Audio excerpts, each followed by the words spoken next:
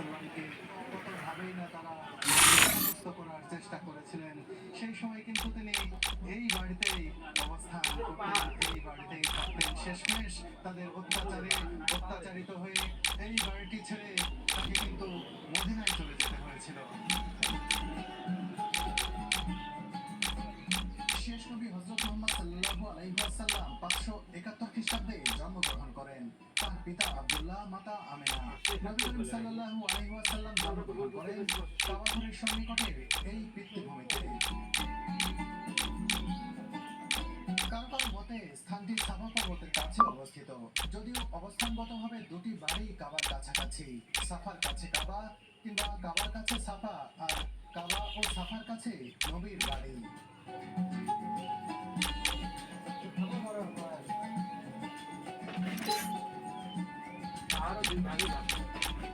যুগ যুগ ধরে, বহু কাল ধরে সৌদি আরবের মানুষেরা বলে আসছেন যে এটি হযরত মুহাম্মদ সাল্লাল্লাহু আলাইহি ওয়াসাল্লামের বাড়ি।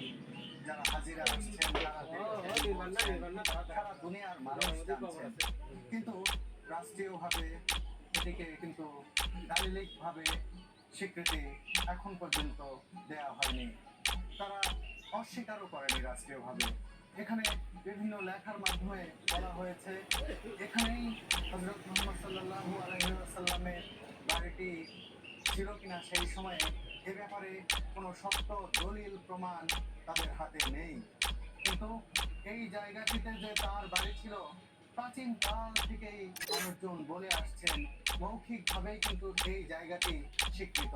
সে কারণে এই যে দেখুন অনেক এখানে বিলবোর্ডের মতো লেখা রয়েছে, সাইনবোর্ড দেওয়া রয়েছে। এখানে বলা হচ্ছে যে মানুষ বলছেন এখানে হযরত মুহাম্মদ সাল্লাল্লাহু আলাইহি ওয়াসাল্লামের বাড়ি ছিল, তবে এটি দালিলিকভাবে প্রমাণিত নয়। সেই বিষয়টিও আপনাদের জানিয়ে রাখলাম। সবকিছুই যে দালিলিকভাবে প্রমাণিত হয়, সবকিছুর যে দলিল থাকে তা কিন্তু নয়। যুগ যুগ ধরে মৌখিকভাবে অনেক বিষয় প্রতিষ্ঠিত, বংশ পরম্পরায় মানুষ জেনে এসেছে, সেই জানায় ভুল নাও থাকতে পারে। এই যে মানুষ বলছে যে কি হযরত মুহাম্মদ সাল্লাল্লাহু আলাইহি ওয়াসাল্লামের বাড়ি, সেই কারণে সেই আদিকাল থেকেই মানুষ দেখে আসছেন। আর সে কারণেই কিন্তু মানুষ, বিশেষ করে মুসল্লিরা, হাজিরা যারা আসছেন, তারা মনে প্রাণে বিশ্বাস করেন যে এটি দালিলিক প্রমাণ না থাকলেও তারা বিশ্বাস করেন যে এটি বা এখানেই ছিল হযরত মুহাম্মদ সাল্লাল্লাহু আলাইহি ওয়াসাল্লামের বাড়ি, এখানেই তিনি বসবাস করতেন। অসাধারণ অনুভূতি। কারণ আমি মক্কাতে আসার আগে চিন্তাই করছিলাম যে আগে আমি উমরাতে যাব, তারপর মহানবী সাল্লাল্লাহু আলাইহি সাল্লামের ঘরে আসবো যেখানে তিনি বসবাস করতেন। খুবই ভালো লাগছে দেখে। যদিও এখন নতুন করে সংস্কার করা বা নতুন বিল্ডিং, তারপরও এখানে মানুষ বলেছিল যে এখানে উনি থাকতেন। তো দেখে খুবই ভালো লাগছে আমার। অনেক দিনের মানে আশা ছিল যে আমি এখানে আসবো, তো সেই ইচ্ছাটা পূরণ হলো।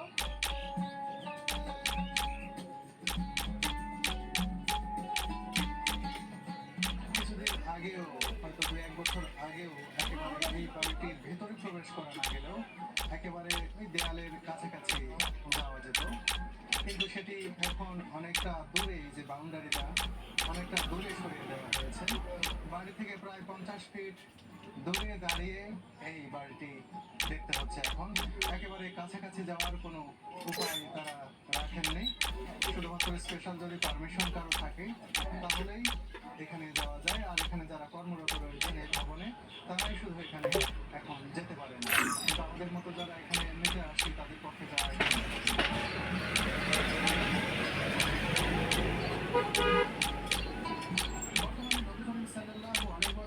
জন্মস্থান হিসেবে পরিচিত এই বসতিটা আদতে ছিল নবী করিম সাল্লাল্লাহু আলাইহি ওয়াসাল্লামের পূর্বপুরুষ হাশিম ইবনে আব্দ মানাফের মালিকানাধীন। পরে উত্তরাধিকার সূত্রে রাসূলুল্লাহ সাল্লাল্লাহু আলাইহি ওয়াসাল্লামের পিতা আব্দুল্লাহর ভাগে পড়ে। নির্ভরযোগ্য ঐতিহাসিকদের অনুসন্ধান ও বর্ণনা মতে এখানেই রাসূলুল্লাহ সাল্লাল্লাহু আলাইহি ওয়াসাল্লামের জন্ম হয়। এমনকি হযরত খাদিজা রাদিয়াল্লাহু তাআলা আনহার সঙ্গে বিয়ের আগ পর্যন্ত তিনি এখানেই বসবাস করতেন। কালের পরিক্রমায় প্রাচীন এই বাড়িটি নষ্ট হয়ে গেলে শায়েখ আব্বাস কাপ্তান এখানে নতুন ইমারত নির্মাণ করেন এবং তাতে মাকতাবায়ে মক্কা নামে পাবলিক লাইব্রেরি স্থাপন করেন। এখন অবশ্য লাইব্রেরিটি বন্ধ রয়েছে। এই বাড়িটি দেখতে প্রতিদিন অনেক মানুষ ভিড় করে।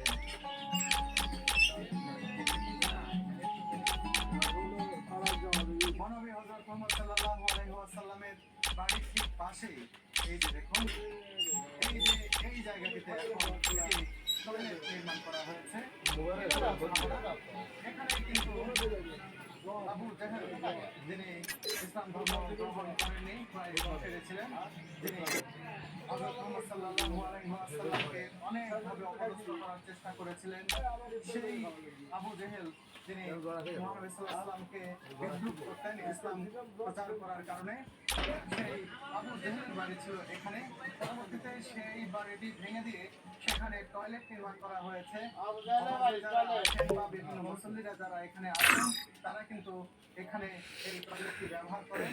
এখন টয়লেটটি খোলা রয়েছে, এই টয়লেট ব্যবহার করছেন। দেখুন যে এই অবিশ্বাসী জেহেল কতদিন আগে মারা গেছেন, কিন্তু তার যে অপকর্ম, সেই অপকর্ম মানুষ এখনো মনে রেখেছে।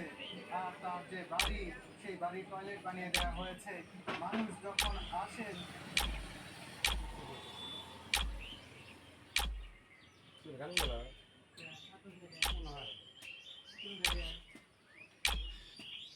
কারণ যাবে না